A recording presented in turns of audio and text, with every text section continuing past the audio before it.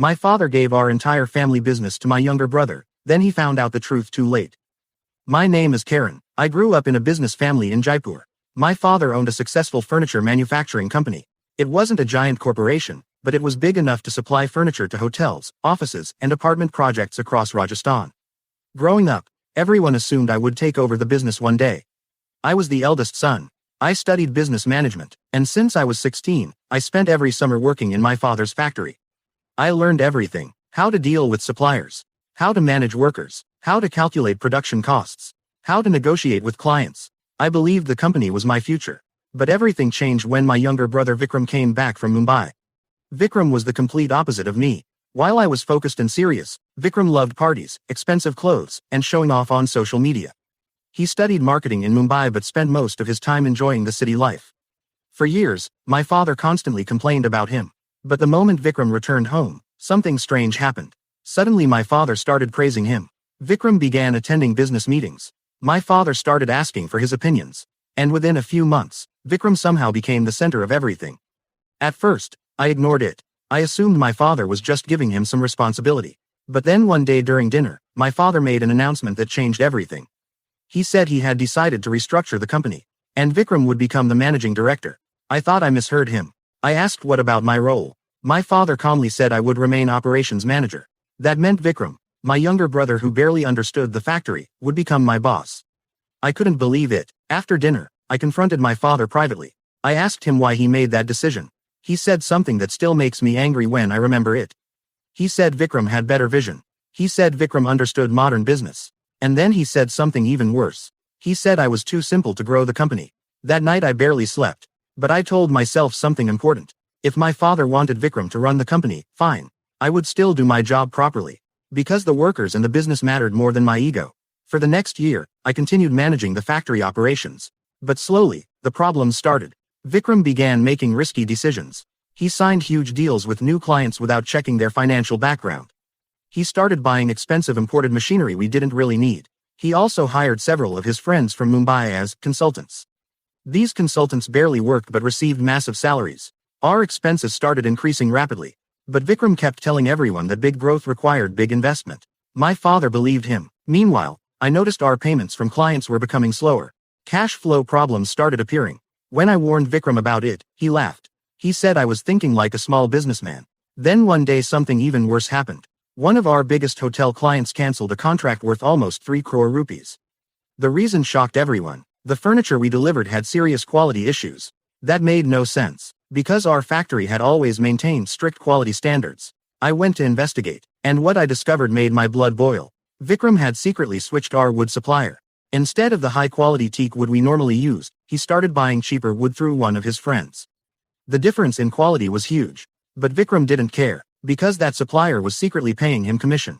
I confronted him immediately. He didn't even deny it. He simply said it was part of modern business. That's when I realized something terrifying. Vikram wasn't just inexperienced, he was greedy, and greed was destroying our company. Over the next 6 months, things got worse. More clients complained about quality. Several payments got delayed. Banks started asking questions about our rising loans. But Vikram kept blaming the market. Then one night I accidentally overheard something that changed everything. I was working late at the office. Vikram was in another room talking on the phone. At first I ignored it. But then I heard him mention the company shares. Curious, I quietly moved closer. And what I heard shocked me. Vikram was secretly negotiating to sell a large portion of our company to an investor from Delhi. The problem was, he planned to use the money personally, not for the business. That meant he was basically selling our father's life's work, just to become rich quickly. I immediately went home and told my father everything. But instead of believing me, he became angry. He said I was jealous of Vikram. He said I was trying to sabotage my own brother. That hurt more than anything. So I made a decision. If nobody would believe me, I would prove the truth. Over the next few weeks, I started collecting evidence quietly. Financial records, supplier contracts, bank transactions, commission payments. I discovered something even worse. Vikram had taken several personal loans using the company's assets as collateral. If those loans defaulted, the bank could legally seize the factory. Our entire family business was in danger, and the deadline for one of those loans was only 2 months away. That's when I realized something. If Vikram continued running the company, everything would collapse. So I did something that shocked my entire family. I resigned from the company. My father was furious. He said I was abandoning the family during difficult times. But I didn't argue, because I already had a plan. For years, I had built strong relationships with many of our clients. And several of them trusted me more than the company itself. So I started my own small furniture workshop. At first it was tiny, just a rented space with a few workers. But within 6 months, something incredible happened. Several major clients left my father's company and started placing orders with me. Not because I asked them, but because they trusted my work. Meanwhile, Vikram's decisions continued destroying the old company. And then, the final disaster happened. One morning my father called me. His voice was shaking. The bank had frozen the company accounts. Vikram had defaulted on multiple loans. And the factory was about to be seized. My father finally realized the truth. Everything I warned him about had happened. And now the business he spent 30 years building was collapsing. Then he asked me a question I never expected. He asked if I could save the company. But by that time, my own business had already started growing fast. And saving his company would require millions of rupees. The same company that chose my irresponsible brother over me. So now I had a choice. Help the father who never believed me, or walk away and let the consequences happen. And the decision I made next changed our entire family forever. When my father asked if I could save the company, I stayed silent for a long time. The truth was complicated. A part of me still loved my father. He worked his entire life to build that business. But another part of me remembered something painful. He never trusted me. When I warned him about Vikram, he called me jealous. When I tried to protect the company, he pushed me away. And now, the same company was about to collapse. My father kept talking on the phone. His voice sounded tired, almost defeated. He said the bank had given them only 1 month before starting legal action. If the loans were not paid, the factory would be seized. The machines would be auctioned, and the company name would disappear forever. Then he said something that shocked me. He said Vikram had disappeared. He stopped answering calls. He wasn't even at home. My father believed Vikram had gone to Mumbai, but nobody knew for sure. For the first time in my life, my father sounded helpless. After the call ended, I sat quietly in my office. My workshop was small compared to my father's factory, but it was growing quickly. We had 10 workers, 2 carpenters, 1 designer, and several regular clients. If I invested all my money to save my father's company, my own business might collapse. It was a huge risk. That night I couldn't sleep. I kept thinking about everything that happened. The betrayal, the anger, the disappointment. But then I remembered something. The workers. Many of the workers in my father's factory had worked there for more than 15 years. They had families, children, loans. If the factory closed, they would lose everything. And that thought changed my decision. The next morning I called my father. I told him I was willing to help, but only under one condition. Complete control of the company. No involvement from Vikram. No interference. My father didn't hesitate. He agreed immediately. I think at that moment, he realized he had no other option. 2 days later I visited the factory again. Walking through those gates after 2 years felt strange. So many memories were connected to that place. The smell of fresh wood. The sound of machines. The workers greeted me with surprise. Some of them looked relieved. Word had already spread that the company was in serious trouble. When I entered the office, my father looked exhausted. Stacks of documents covered the desk. Loan papers, bank notices, supplier warnings. I spent the entire day reviewing everything. And the situation was even worse than I expected. Vikram had taken loans from 3 different banks. He also borrowed money from several private investors. The total debt was almost 8 crore rupees. 8 crore. For a business our size, that was dangerous. But the real problem was something else. The reputation of the company was destroyed. Clients didn't trust us anymore. Suppliers demanded advance payments. Workers were worried about their salaries. Fixing finances was only one part. Rebuilding trust would be even harder. That evening I called a meeting with all the workers. Everyone gathered inside the factory floor. I stood in front of them and spoke honestly. I told them the company was in serious trouble. But I also told them something important. If they stayed with me, I would do everything possible to save the factory. For a moment the entire room was silent. Then our oldest carpenter, Ramesh uncle, stepped forward. He had worked with my father for 20 years. He said something I will never forget. He said the workers trusted me. Not the company, not the management, me. One by one, the workers agreed to stay. Some even offered to delay part of their salaries until the business stabilized. At that moment I felt something powerful. Responsibility. Now the company wasn't just my father's legacy. It was my responsibility. Over the next few weeks, I worked harder than I ever had in my life. First, I contacted every old client personally. Some refused to work with us again, but a few agreed to give us small orders. Next, I canceled all the expensive contracts Vikram had signed. The useless consultants were removed. The expensive suppliers were replaced. Slowly, Our production costs started dropping. But the biggest problem still remained. The loans. The banks wanted their money. And one particular bank manager was extremely aggressive. He kept warning us about legal action. One afternoon he visited the factory. He looked around like someone inspecting a property he already owned. He told my father something cold. He said if we couldn't repay the loans, the factory would belong to the bank. But then he looked at me and asked a strange question. He asked if I was the son who started a new furniture company. Apparently, he had heard about my workshop. When I confirmed it, his expression changed slightly. He said something interesting. If I merged my new company with the old factory, the bank might consider restructuring the loans. That meant combining both businesses. It was a risky decision, but it could save the factory. After discussing it with my team, I agreed. The process took several weeks, but eventually the bank approved a new payment structure. The debt was still huge, but now we had time. Real time to rebuild the business. And that's when something unexpected happened. One evening I received a message from an unknown number. Just 3 words. I need help. The sender was Vikram. After disappearing for months, my younger brother had finally contacted me. And what he said next was even more shocking. He wasn't hiding in Mumbai. He was hiding from people who wanted their money back. Dangerous people. People who didn't believe in legal contracts. People who believed in something much simpler. Violence. And according to Vikram, those people were now looking for him. And somehow, they believed my father still had money. Which meant something terrifying. Our family might be in danger. When I read that message, I realized something. The problems Vikram created were far from over. In fact, the real nightmare might just be starting. After reading Vikram's message, I didn't reply immediately. For months he had disappeared while the rest of us were dealing with the disaster he created. Now suddenly he wanted help. But something about the message bothered me. Vikram was many things. Arrogant, irresponsible, greedy, but he was never someone who admitted fear. Yet the words in that message sounded desperate. I need help. That wasn't something Vikram would normally say. So I finally replied with a simple question. Where are you? The response came almost instantly. I'm in Jaipur. I can't go home. That made my stomach tighten. If he was already in the city, things were worse than I thought. I asked him why he couldn't go home. His next message explained everything. The people I borrowed money from found out where our house is. For a moment I stared at the phone screen. My first reaction was anger. How could he be so stupid? But then another thought came to my mind. If those people knew our home address, my parents could be in danger. I immediately called my father. Luckily nothing had happened yet, but I told him something important. Do not open the door to strangers. Do not discuss anything about money with anyone. My father sounded confused, but he agreed. After that I asked Vikram to meet me. Not at the factory, not at my office, somewhere public. We decided on a small cafe on the edge of the city.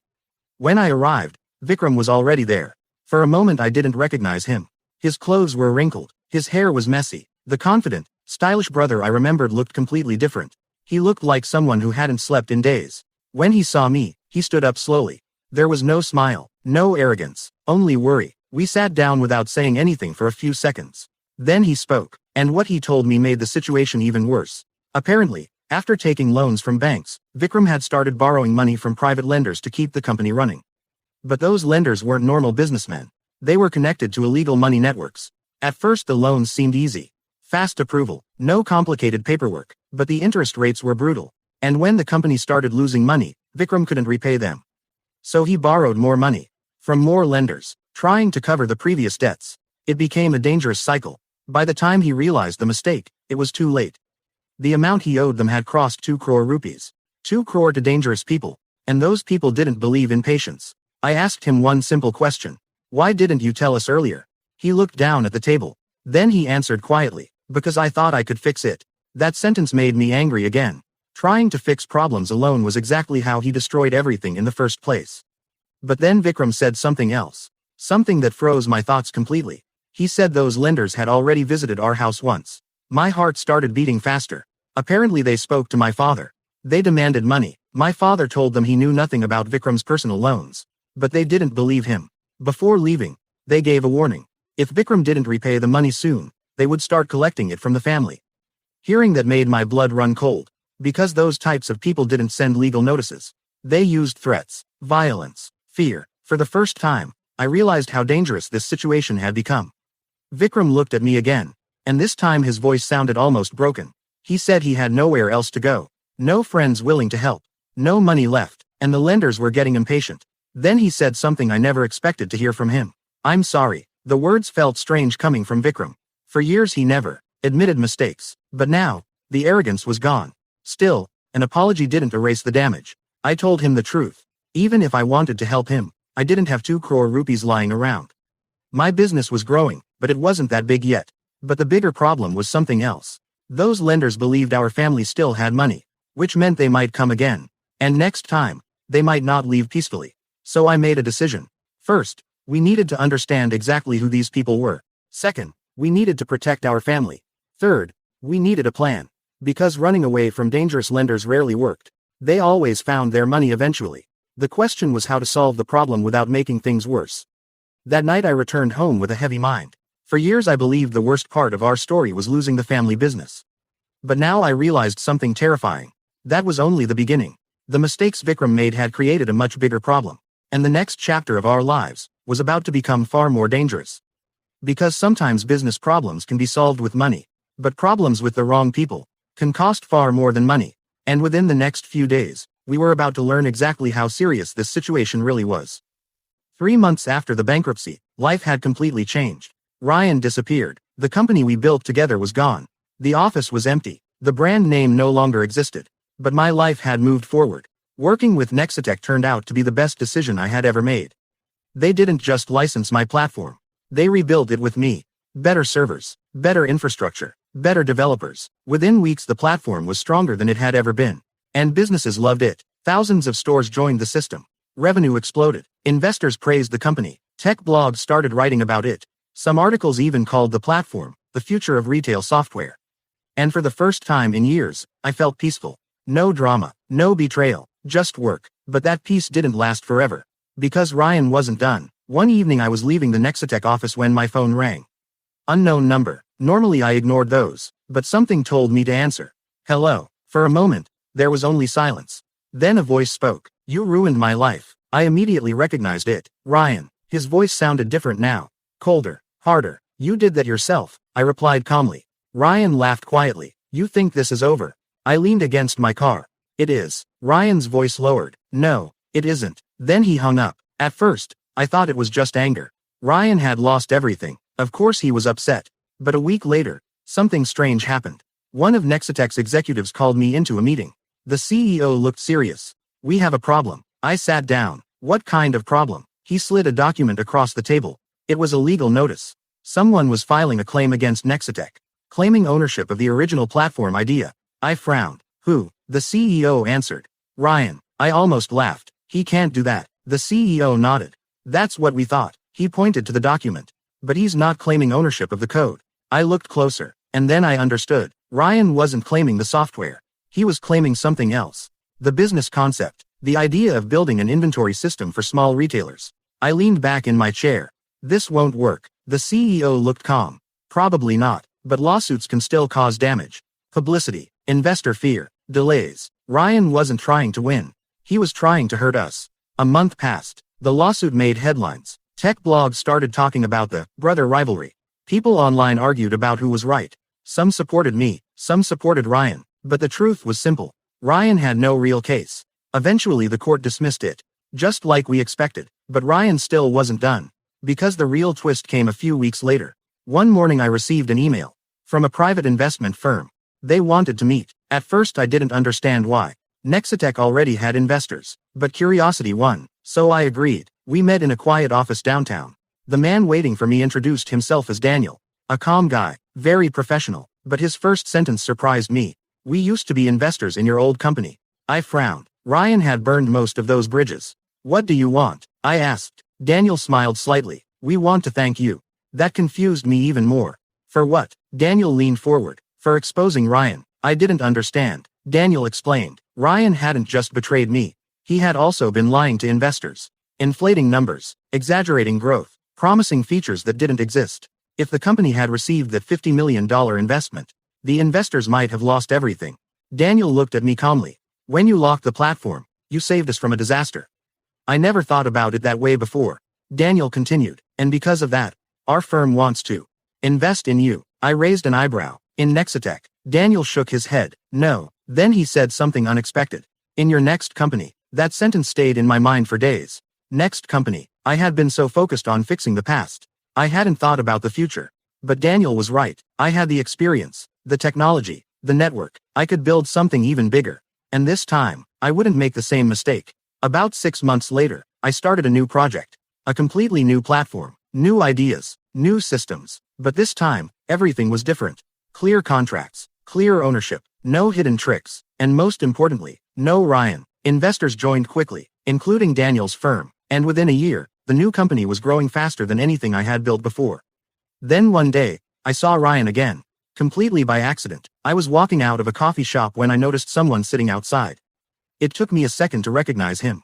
He looked thinner, older. Life had been rough on him. Ryan noticed me too. For a moment, we just stared at each other.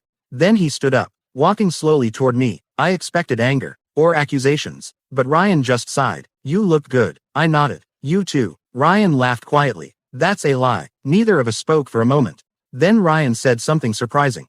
I heard about your new company. Yeah. Ryan looked down at the ground. You did it again. I shrugged. This time the right way. Ryan nodded slowly. Then he looked at me. Do you hate me? I thought about that question. A year ago, the answer would have been yes. But now, I just felt tired. No. Ryan seemed surprised. Why not? I answered honestly. Because without what you did, I wouldn't have learned. Ryan was quiet for a long time. Then he said something that shocked me. I wish I had just been happy with 50%. I smiled slightly. So do I. Ryan nodded. Then he turned and walked away. And that was the last time I ever saw him. Years later, people still ask me the same question. Was the revenge worth it? And I always give the same answer. It wasn't revenge. It was a correction. Ryan thought he could steal something that belonged to both of us. But in the end, the truth always finds its way out. And sometimes, the person who builds the trap is the one who falls into it. After the lenders left the factory, the entire atmosphere felt heavy. The workers tried to continue their jobs, but everyone knew something serious had happened. 3 months. That was the deadline. If Vikram couldn't arrange at least 1 crore rupees, those men would come back. And next time, they would not be polite. Inside the office, Vikram sat quietly. His head was down. For the first time since this entire disaster started, he looked completely defeated. I placed several files on the table. These were the financial records we found while reviewing the company's past transactions. Something in those documents didn't make sense. There was a payment of 50 lakh rupees sent to a company we had never heard of before. The payment happened about a year ago, right around the time when Vikram started taking large loans. I asked him about it. At first he looked confused. Then slowly, he remembered. That money was connected to a real estate deal. But according to Vikram, it wasn't his idea. Someone else suggested it. I asked who. For a moment he hesitated. Then he said a name that surprised me. Our uncle, my father's younger brother, Rajesh. For a second I thought I heard wrong. Rajesh uncle had always been close to our family. He visited our house almost every weekend. He often gave business advice to my father. He was the last person I expected to be involved in something suspicious. Vikram continued explaining. About a year and a half ago, Rajesh uncle introduced him to a real estate investor from Delhi. The investor claimed he had an opportunity, a land deal on the outskirts of Jaipur. According to him, a large highway project was going to pass through that area. If they bought the land early, the value could increase 5 or 6 times. It sounded like an easy profit. Vikram said Rajesh uncle encouraged him to invest quickly before the opportunity disappeared. But Vikram didn't have enough money, so he used company funds. 50 lakh rupees. At the time he believed the investment would double within months. Then he could quietly return the money and nobody would notice. But the deal never worked. The investor disappeared. The land documents turned out to be fake. And the 50 lakh rupees were gone. When I heard that, my anger returned. That single mistake started the entire chain reaction. After losing that money, Vikram panicked. He borrowed money to replace the missing funds. Then borrowed more money to repay the previous loans. And eventually the entire situation exploded into the disaster we were now facing. But something about the story still didn't feel right. Why would Rajesh uncle recommend such a risky deal? He was not foolish. He had been in business for many years. So I asked Vikram one more question. Did Rajesh uncle invest money too? Vikram shook his head. No, he only introduced the investor. Then suddenly another memory came to him. The investor and Rajesh uncle had met privately several times. Without Vikram, that detail made the situation even more suspicious. Because if the land deal was fake, someone must have known. And if Rajesh uncle was involved, then this might not have been an accident. It might have been planned. That night I went home and discussed everything with my father. At first he refused to believe it. Rajesh was his own brother. They had trusted each other for decades. But the financial records didn't lie. Something was clearly wrong. So the next day we decided to confront him. Rajesh uncle arrived at our house in the evening. He looked relaxed as usual. But the moment my father showed him the documents, his expression changed. At first he denied everything. He said he only introduced Vikram to the investor. He claimed he had no idea the deal was fake. But then I showed him another document. A bank transfer record, 10 lakh rupees, transferred from that fake real estate company, directly into Rajesh uncle's personal account. The room became completely silent. My father stared at his brother, waiting for an explanation. For a moment Rajesh uncle tried to speak, but the words didn't come out. Finally he admitted the truth. He knew the investor. They had worked together before. The plan was simple: convince Vikram to invest company money, take a commission, then disappear before anyone noticed. But Rajesh uncle didn't expect Vikram to borrow more money to cover the loss. He thought the problem would remain small. He never imagined it would destroy the entire company. Hearing that confession broke something inside my father. Betrayal from family always hurts the most. For years he trusted his brother, invited him into our home, shared business ideas with him, and now we discovered he played a role in the disaster. But the story wasn't over yet, because even after learning the truth about the fake land deal, one major problem still remained: the lenders, the 2 crore rupees Vikram owed, and only 3 months to arrange half of that amount. As I looked at the documents again, a new idea slowly started forming in my mind. A risky idea, but it might be the only way to solve everything. Recover the lost money, expose the real criminals, and finally end this nightmare once and for all. But to make that plan work, I would have to do something nobody expected. Something that would shock my entire family. And it all started with a phone call to the very person who caused the first betrayal. Rajesh uncle, because sometimes, the only way to defeat a trap is to turn it against the people who created it. After hearing Rajesh uncle confess the truth, the entire room felt heavy. My father looked heartbroken. For years he trusted his own brother. Now he had to accept that betrayal was part of our family's downfall. But my focus was on something else: the missing money, and the dangerous lenders waiting for their payment. If we could recover the money from that fake real estate deal, it might solve everything. So I made a decision. Instead of attacking Rajesh uncle, I offered him a choice: help us fix the problem, or face the consequences. Because now we had proof: the bank transfer records, the fake investment documents, and Vikram's testimony. If the police became involved, Rajesh uncle and his partner could face serious charges. Rajesh uncle looked nervous. He knew I was right. For the first time in his life, he was the one trapped. After several minutes of silence, he finally agreed to cooperate. That night we created a plan. Rajesh uncle contacted the real estate investor who disappeared with the money. Apparently the man was still operating in Delhi under a different company name. The plan was simple: Rajesh uncle would tell him something interesting. Another potential investment opportunity, this time a much bigger one. If the investor believed there was more money to gain, he might come back. And when he did, we would be ready. 2 weeks later the trap was set. The meeting location was a hotel conference room in Jaipur.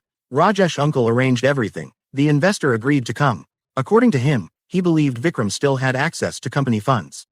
He thought there was another chance to make easy money. But this time the situation was different. Before the meeting started, we informed the police. They were waiting nearby, quietly, watching everything. When the investor arrived, he looked confident. He walked into the room like nothing had happened, as if he had never stolen 50 lakh rupees. Rajesh uncle greeted him normally. The conversation started casually: business talk, land deals, future opportunities. Then I walked into the room.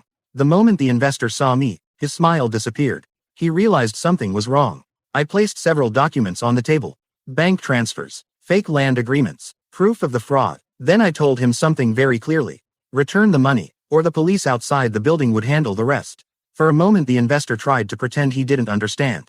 But when he noticed the police officers entering the hallway outside, his confidence vanished. He knew the game was over. Within a few hours everything collapsed. The investor confessed to the fraud. The police started legal proceedings. And after several weeks of investigation, most of the stolen money was recovered. Not the full amount, but enough to change everything. The recovered money helped us repay a large portion of the debts. And most importantly, we used part of it to settle Vikram's debt with the dangerous lenders. When Mr. Sharma returned to the factory 1 month later, the situation was completely different.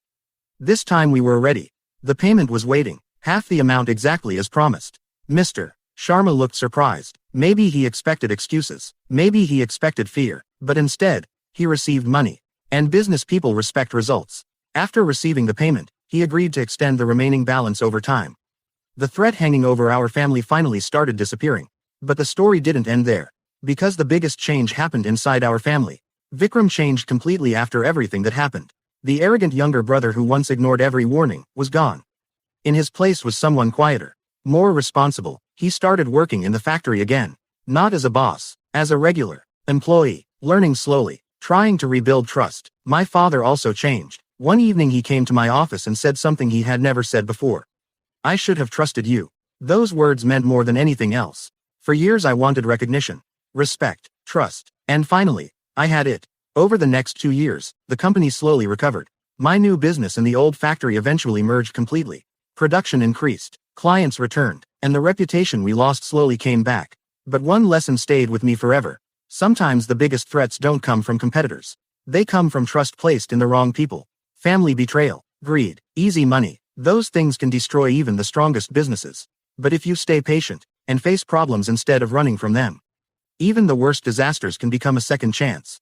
And today, whenever I walk through the factory floor and hear the machines running again, I remember one important truth. Our company didn't survive because of luck. It survived because we refused to give up. Even when everything seemed lost,